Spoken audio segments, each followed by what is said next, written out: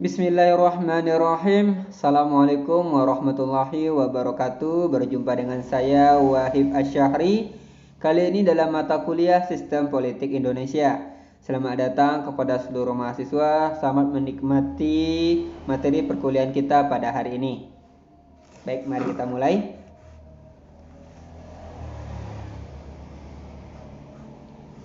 Pada pertemuan ke-6 hari ini dalam mata kuliah Sistem Politik Indonesia, kita akan membahas mengenai tentang pembangunan politik.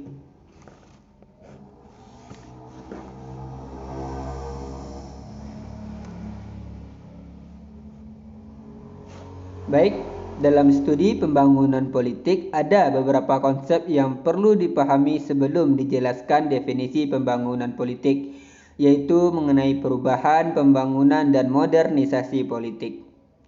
Pembangunan dan modernisasi politik merupakan perubahan politik, bukan sebaliknya, menurut Ramlan Surbakti tahun 1992. Perubahan politik dapat diartikan terjadinya perbedaan karakteristik dari suatu sistem politik pada periode tertentu ke periode lain, atau dari sistem politik yang satu ke sistem politik lain.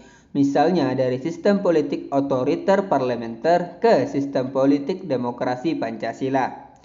Persoalannya ialah apakah perubahan itu bersifat progresif, yaitu menuju situasi yang lebih baik daripada sebelumnya, ataukah bersifat regresif, yakni menuju situasi yang lebih buruk daripada sebelumnya.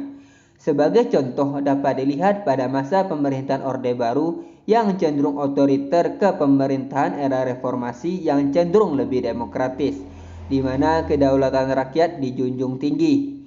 Hal ini menunjukkan terjadinya perubahan situasi politik yang lebih demokratis daripada sebelumnya, yang dapat menjadi prasyarat jalannya proses pembangunan.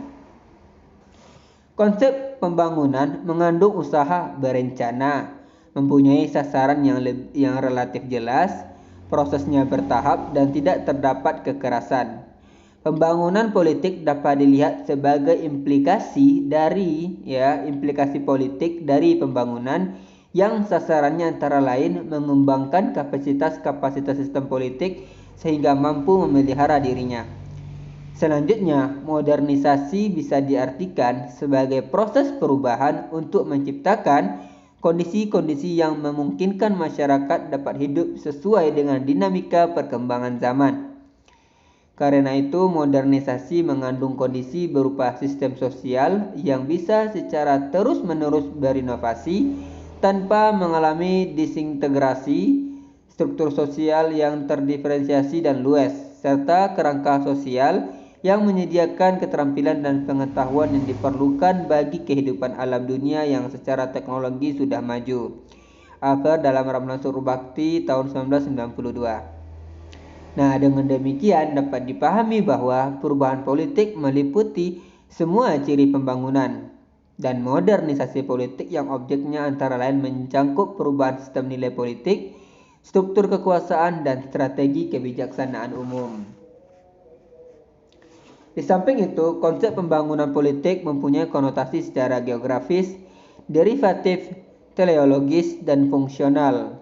Nur Huntington dan Dominguez dalam Avant Gavard tahun 1989. Pembangunan politik dalam konotasi geografis berarti terjadi proses perubahan politik pada negara-negara sedang berkembang dengan menggunakan konsep-konsep dan metode yang pernah digunakan oleh negara-negara maju, seperti konsep mengenai sosialisasi politik, komunikasi politik, dan sebagainya.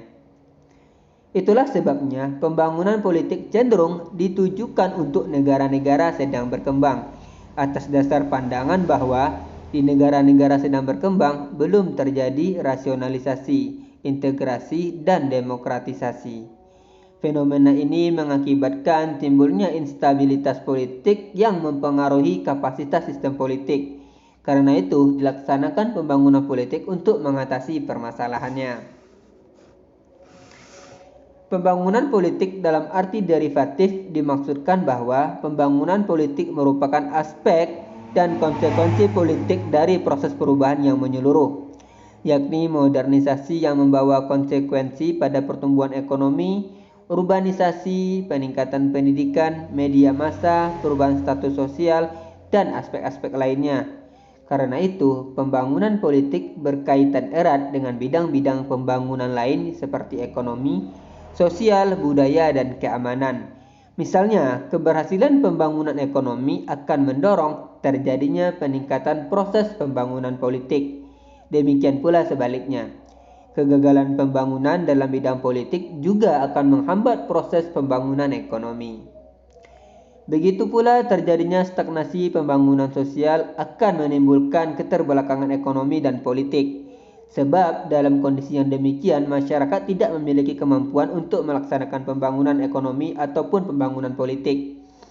Karena itu, pada dasarnya diperlukan keseimbangan tertentu pada semua bidang pembangunan baik politik, ekonomi, sosial, budaya maupun keamanan. Tingkat keseimbangan itu ditentukan oleh kondisi-kondisi yang ada dalam masing-masing bidang dan juga oleh kondisi yang ada di luar setiap bidang. Tidak tercapainya titik keseimbangan itu dengan sendirinya menimbulkan tekanan-tekanan terhadap bidang-bidang tertentu yang pada akhirnya juga berdampak terhadap sistem secara keseluruhan. Pembangunan politik dalam arti teleologis dimaksudkan sebagai proses perubahan menuju pada suatu atau beberapa tujuan dari sistem politik. Tujuan-tujuan itu misalnya mengenai stabilitas politik, integrasi politik, demokrasi, partisipasi, mobilisasi, dan sebagainya. Juga tujuan pembangunan suatu bangsa meliputi pertumbuhan ekonomi yang tinggi, pemerataan, demokrasi, stabilitas, dan otonomi nasional. Nur Huntington dalam Ramalan Surbakti tahun 1992. Dari 5 tujuan pembangunan yang disebutkan Huntington di atas, di Indonesia dijabarkan dalam program pembangunan nasional yang disebut dengan Propenas, yaitu mewujudkan kehidupan demokratis, berkeadilan sosial, melindungi hak-hak asasi manusia, menegakkan supremasi hukum dalam tatanan masyarakat dan bangsa yang beradab, berakhlak mulia, mandiri, bebas, maju, dan sejahtera. Tujuan-tujuan pembangunan nasional pada dasarnya dalam rangka mewujudkan tujuan nasional sebagaimana tercantum dalam pembukaan Undang-Undang Dasar 1945, yaitu melindungi segenap bangsa Indonesia dan seluruh tumpah darah Indonesia, memajukan kesejahteraan umum, mencerdaskan kehidupan bangsa, dan ikut melaksanakan ketertiban dunia yang berdasarkan kemerdekaan, perdamaian abadi, dan keadilan sosial.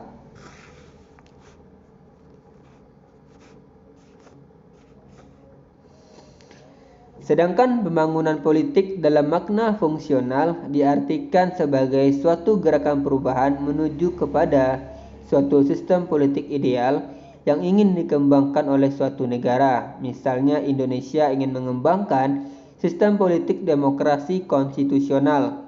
Dalam rangka ini maka MPR dalam era reformasi melakukan amandemen Undang-Undang Dasar 1945 yang cenderung lebih memperkuat kedaulatan rakyat atau lebih demokratis. Hal ini dapat dilihat pada pasal 6A bahwa Presiden dan Wakil Presiden dipilih dalam satu pasangan secara langsung oleh rakyat. Selain itu, pemerintah era reformasi melakukan pada penataan struktur politik maupun infrastruktur politik, baik suprastruktur politik maupun infrastruktur politik. Misalnya, pada suprastruktur politik, dihapusnya DPA sebagai lembaga tinggi negara dan dibentuknya Mahkamah Konstitusi dan Komisi Yudisial di samping Mahkamah Agung dalam tataran kekuasaan yudikatif. Sedangkan pada tataran kekuasaan legislatif dibentuk pula Dewan Perwakilan Daerah atau DPD di samping Dewan Perwakilan Rakyat DPR yang bersama-sama menjadi anggota MPR. Demikian pula halnya pada infrastruktur politik. Dikembangkan sistem multipartai yang bebas sehingga pada pemilu tahun 2004 tampil 24 partai politik peserta pemilu. Semua supra dan infrastruktur politik tersebut di atas berperan dalam pembangunan politik di Indonesia.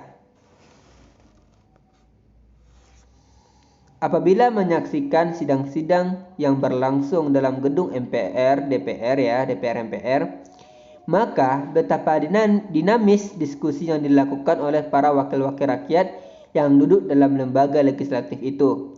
Sebagai salah satu struktur sistem politik Indonesia, misalnya saja melalui sidang umum MPR yang terdiri dari anggota-anggota DPR dan DPD. Para wakil rakyat yang dipilih melalui proses pemilihan umum melantik calon presiden dan wakil presiden terpilih menjadi presiden dan wakil presiden Republik Indonesia sebagai pemegang kekuasaan pemerintahan.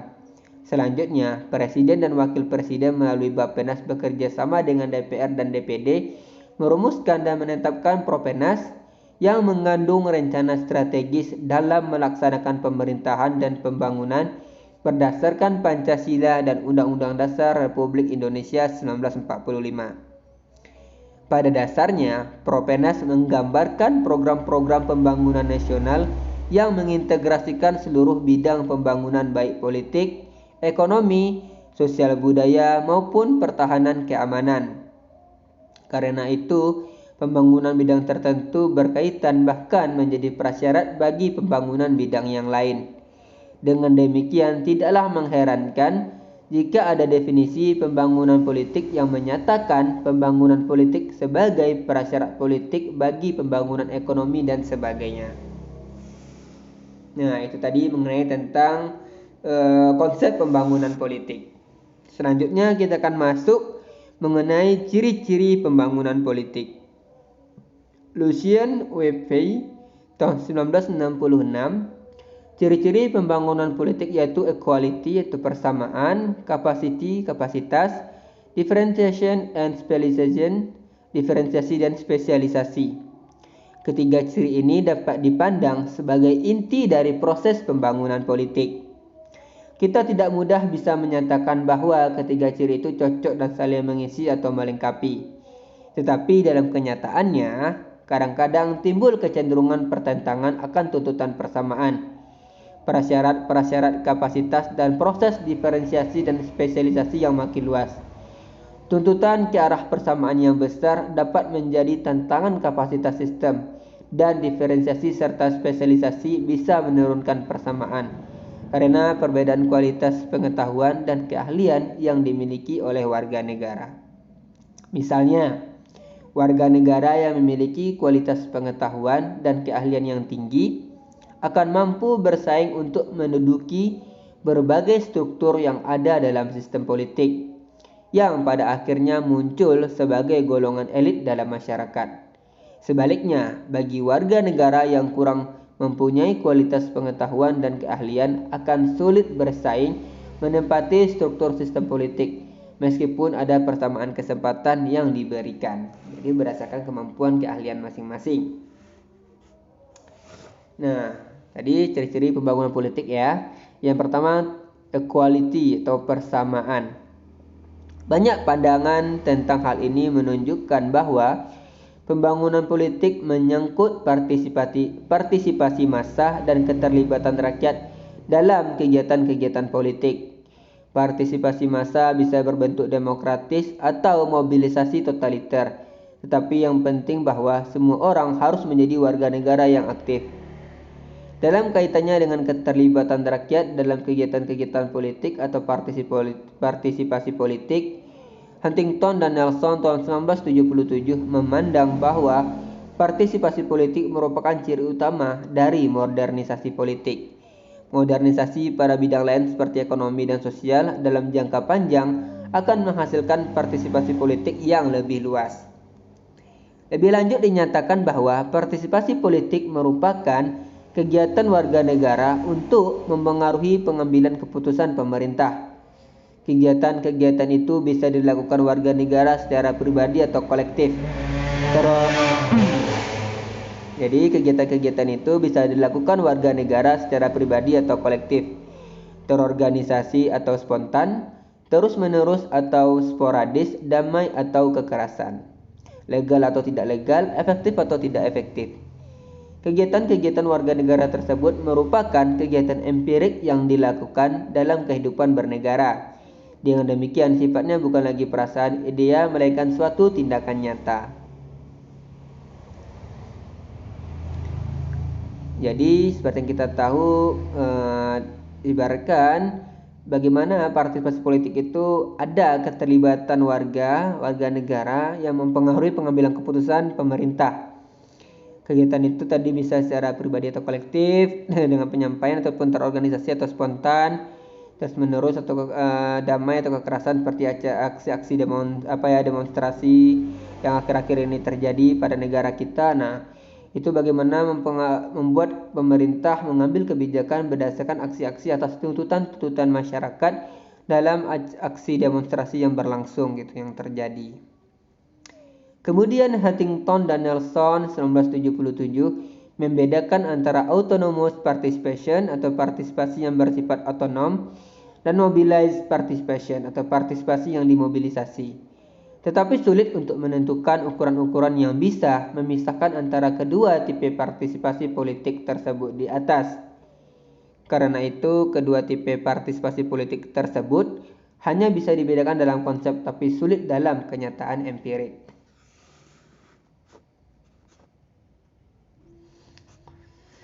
Selanjutnya, kedua penulis tadi mengungkapkan bahwa wujud partisipasi politik dalam berbagai bentuk. Yang pertama, electoral activity, yaitu kegiatan pemilihan umum guna menentukan kepemimpinan nasional.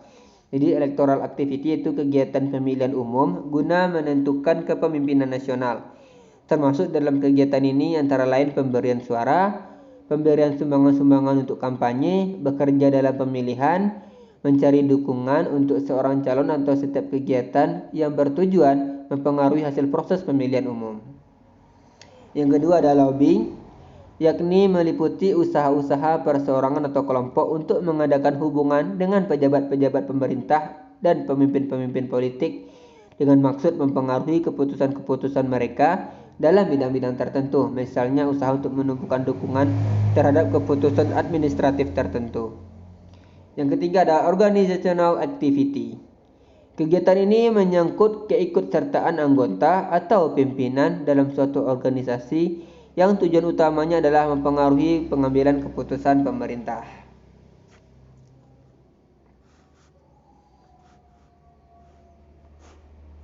Yang keempat, contacting. Mencari koneksi merupakan kegiatan perorangan yang ditujukan kepada pimpinan-pimpinan pemerintah yang dimaksudkan untuk memberikan keuntungan pada seseorang atau sekelompok kecil anggota masyarakat. Yang kelima, violence, yakni suatu kegiatan dengan menggunakan cara kekerasan agar pemerintah terpengaruh. Pengaruh tersebut diharapkan akan menyebabkan pemerintah meninjau kembali atau mengubah keputusan-keputusan tertentu. Misalnya melalui huru-hara, demonstrasi, pemberontakan, dan sebagainya. Di negara-negara demokratis, pemikiran yang mendasari konsep partisipasi politik adalah bahwa kedaulatan ada di tangan rakyat yang dilaksanakan melalui kegiatan bersama untuk menetapkan tujuan-tujuan serta masa depan masyarakat dan untuk menentukan orang-orang yang akan memegang tampuk pimpinan untuk masa berikutnya. Jadi, partisipasi politik merupakan suatu pengejawantahan dari penyelenggaraan kekuasaan politik yang absah oleh rakyat. Di Indonesia, hal ini dinyatakan dalam pembukaan Undang-Undang Dasar 1945 alinea keempat. Maka disusunlah kemerdekaan kebangsaan Indonesia itu dalam suatu Undang-Undang Dasar Negara Indonesia yang berkedaulatan rakyat. Nah, hal ini menunjukkan bahwa kedaulatan atau kekuasaan politik tertinggi ada di tangan rakyat yang dijalankan menurut Undang-Undang Dasar. Di samping uraian di atas ya, equality atau persamaan juga berarti bahwa hukum harus bersifat universal, artinya berlaku umum untuk semua warga negara. Hal ini sejalan dengan makna Undang-Undang Dasar 1945 bahwa tiap-tiap warga negara bersamaan kedudukannya dalam hukum dan pemerintahan dan wajib menjunjung hukum dan pemerintahan. Itu dengan tidak ada kecualinya. Ini berarti pembinaan sistem hukum nasional dan prosedur-prosedur hukum haruslah jelas bagi seluruh warga negara. Akhirnya, equality atau persamaan berarti pula proses rekrutmen politik atau seleksi pemimpin berdasarkan pada kemampuan atau prestasi kerja, bukan atas dasar ikatan-ikatan primordial seperti ikatan keluarga, daerah, dan sebagainya. Juga tidak ada dasar pertimbangan status yang bersandar pada sistem sosial tradisional. Karena itu, pelaksanaan rekrutmen politik hendaknya terbuka bagi semua warga negara. Rekrutmen politik yang terbuka berarti setiap warga negara memperoleh peluang-peluang yang sama untuk bersaing menduduki jabatan-jabatan politik dan pemerintahan. Di samping itu, ada pula rekrutmen politik tertutup. Di sini, tidak semua warga negara mendapatkan kesempatan yang sama untuk bersaing memperebutkan jabatan-jabatan politik dan pemerintahan, tetapi hanya orang-orang tertentu saja. Biasanya orang-orang tersebut ada hubungannya dengan penguasa atas dasar ikatan primordial. Hal ini tidak sesuai makna persamaan sebagai ciri pembangunan politik. Nah, ini seperti sifat nepotisme ya. Adanya unsur kekeluargaan, kerabat, teman dekat dan sebagainya. Yang kedua, capacity atau kapasitas. Nah, tadi equality itu persamaan, yang kedua capacity atau kapasitas. Yang dimaksud kapasitas di sini adalah kemampuan sistem politik, yaitu mengenai output atau hasil sistem politik yang mampu mempengaruhi kehidupan sosial ekonomi masyarakat. Nah, jadi yang dimaksud di sini adalah kapasitas ini adalah kemampuan sistem politik, yaitu mengenai output atau hasil sistem politik yang mampu mempengaruhi kehidupan sosial ekonomi masyarakat. Juga berkaitan kondisi dan prestasi pemerintah yang menyebabkan proses pelaksanaan kebijaksanaan umum menjadi efektif dan efisien. Akhirnya, kapasitas sistem politik berhubungan pula dengan rasionalisasi administrasi dan orientasi sekuler terhadap kebijaksanaan umum. Mengenai kemampuan-kemampuan yang dimiliki sistem politik, menurut Alman dan Powell tahun 1966 terdapat 6 jenis, yaitu pertama, destructive capability, yaitu kemampuan destruktif adalah kemampuan sistem politik mengelola sumber-sumber kekayaan alam dan potensi-potensi manusia, material dan human resource. Melalui sumber-sumber ini sudah bisa diduga segala kemungkinan dan tujuan apa saja yang dapat diwujudkan oleh sistem politik. Kehidupan sistem politik sangat tergantung pada biaya yang dapat dikumpulkan dari kemampuan ekstraktif ini. Manusia atau warga negara akan memperoleh manfaat untuk membiayai kehidupannya melalui pengelolaan sumber daya alam dan negara, juga memperoleh sumber pembiayaan melalui berbagai cara antara lain pembayaran pajak. Pengelolaan kekayaan alam hendaknya berdasarkan asas-asas. Yang pertama, asas maksimal. Artinya, kekayaan alam harus memberi manfaat maksimal untuk sebesar-besar kemakmuran rakyat. Yang kedua, asas lestari. Maksudnya bahwa sumber kekayaan alam harus dipelihara kelestariannya agar dapat dimanfaatkan selama mungkin. Yang ketiga, asas daya saing. Artinya, kekayaan alam harus dimanfaatkan untuk mengurangi ketergantungan kita terhadap negara lain. Nah, sedangkan sumber daya manusia dikembangkan agar bisa ikut serta dalam proses pembangunan bangsa sesuai pendidikan, keahlian, dan keterampilan masing-masing. Yang kedua, distributive capability, yaitu kemampuan distributif berkaitan erat dengan kemampuan ekstraktif, sebab sesudah sistem politik mengelola sumber-sumber alam dan potensi manusia, maka harus pula menunjukkan kemampuannya mendistribusikan kembali kepada masyarakat. Distribusi barang-barang, jasa, kesempatan, status, dan bahkan juga kehormatan dapat dipandang sebagai prestasinya sistem politik. Distribusi tersebut ditujukan kepada individu atau kelompok-kelompok dalam masyarakat. Pada hakikatnya yang harus didistribusikan bukan saja keuntungan-keuntungan, tetapi juga kerugian-kerugian. Misalnya pendapatan negara nasional melalui anggaran pendapatan dan belanja negara APBN didistribusikan untuk membiayai pembangunan nasional guna mewujudkan kesejahteraan rakyat. Tetapi bila negara dalam keadaan kritis, misalnya menghadapi perang, maka hal ini juga harus didistribusikan. Artinya, setiap warga negara berkewajiban ikut serta dalam pembelaan negara. Yang ketiga, ada regulative capability, yaitu kemampuan regulatif dimaksudkan bagaimana sistem politik menyelenggarakan pengawasan terhadap tingkah laku individu dan kelompok yang berada di dalamnya, termasuk penempatan kekuatan-kekuatan yang absah untuk melakukan pengawasan terhadap tingkah laku manusia dan badan lain yang berada dalam sistem. Bagaimana cara sistem politik membawa kelompok-kelompok atau masyarakat kepada aturan-aturan yang berlaku? Misalnya bagaimana cara menanggapi undang-undang dasar, undang-undang, ideologi nasional, dan sebagainya.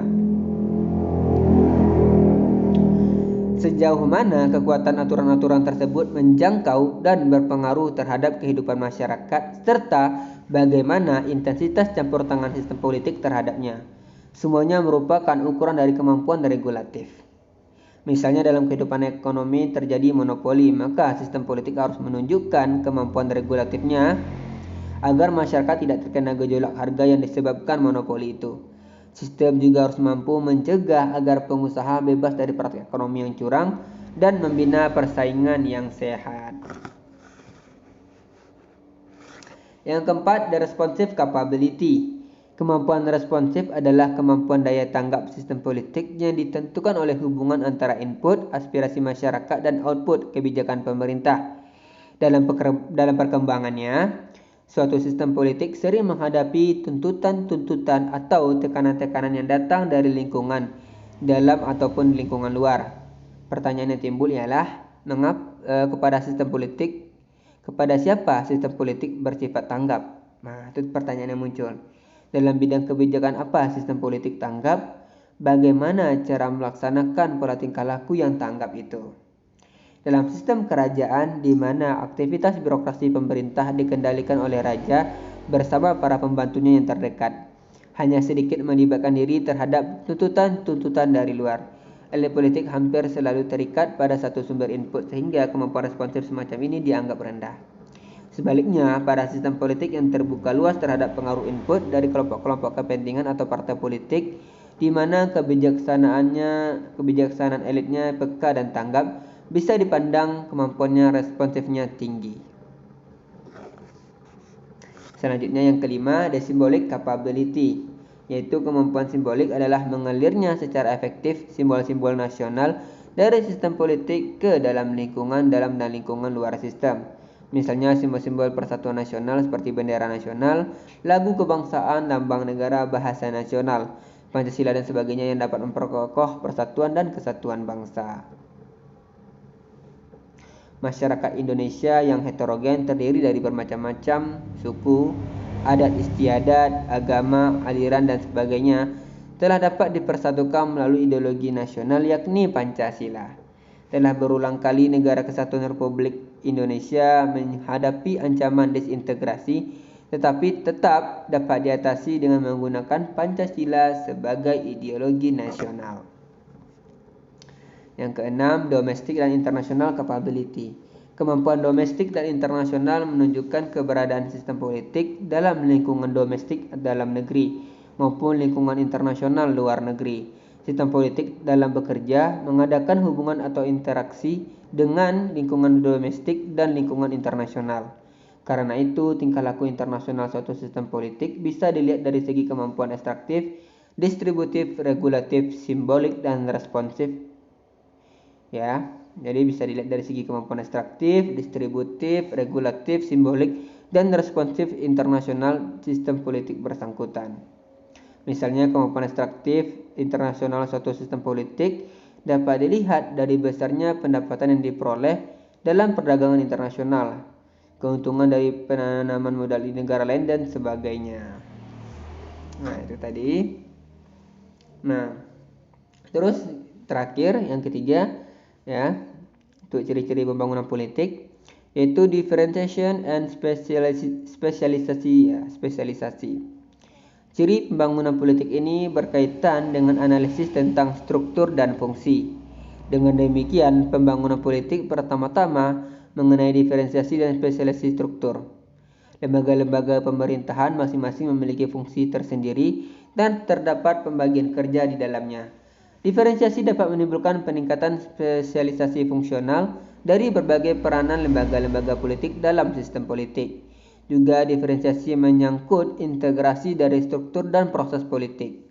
Dengan demikian, diferensiasi bukanlah fragmentasi dan isolasi masing-masing bagian dari sistem, melainkan spesialisasi berdasarkan pemahaman kesatuan yang menyeluruh.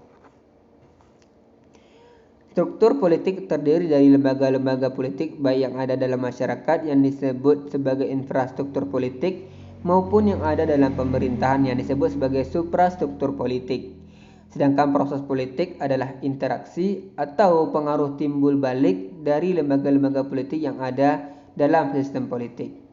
Infrastruktur politik dalam bentuk kelompok-kelompok kepentingan dan partai-partai politik. Misalnya kelompok tani, kelompok nelayan, serikat buruh, organisasi pemuda, Partai Persatuan Pembangunan, Partai Demokrasi Perjuangan, Partai Golkar, Partai Kebangkitan Bangsa, Partai Demokrat, Amanat Nasional, sampai Partai Keadilan Sejahtera dan sebagainya. Sedangkan suprastruktur politik meliputi lembaga-lembaga negara seperti lembaga legislatif, eksekutif, yudikatif. Di Indonesia misalnya ada MPR, DPR, DPD, Kepresidenan, BPK, MA, MK, KY, dan lembaga-lembaga lain yang dikelola pemerintah. Infrastruktur politik antara lain berfungsi merumuskan segala kepentingan masyarakat dan kemudian menyalurkannya kepada lembaga-lembaga suprastruktur politik. Selanjutnya, lembaga suprastruktur politik memproses segala kepentingan itu untuk menetapkan suatu keputusan bersama. Tetapi proses kegiatan yang dilaksanakan suprastruktur politik pada hakikatnya berdasarkan aspirasi, dukungan, dan kepentingan yang ada di dalam masyarakat. Lebih lanjut, lembaga suprastruktur politik berfungsi mengalokasikan kembali nilai-nilai keputusan bersama itu kepada masyarakat. Nilai keputusan bersama inilah dipandang sebagai nilai-nilai otoritatif, artinya nilai-nilai yang berada dalam wewenang pemerintah. Karena itu, infrastruktur politik mempunyai hubungan yang erat dengan suprastruktur politik. Proses keduanya saling berhubungan, kohesif, dan interdependensi sehingga totalitas sistem bisa terpelihara untuk keberlangsungannya. Nah, itu tadi materi perkuliahan kita mengenai tentang pembangunan politik ya. Nah, jadi diharapkan nih kepada mahasiswa juga mencari referensi tambahan, materi-materi tambahan baik di buku, artikel jurnal maupun hasil penelitian-penelitian lainnya ya.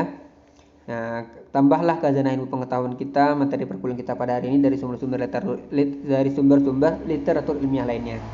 Baik, demikian saja dari saya Wahib Asyahri pada materi perkuliahan pertemuan ke-6 hari ini dalam mata kuliah Sistem Politik Indonesia mengenai topik kita yaitu pembangunan politik. Saya Wahib Asyahri, ada salah saya mohon maaf. Saya akhiri ya. Assalamualaikum warahmatullahi wabarakatuh.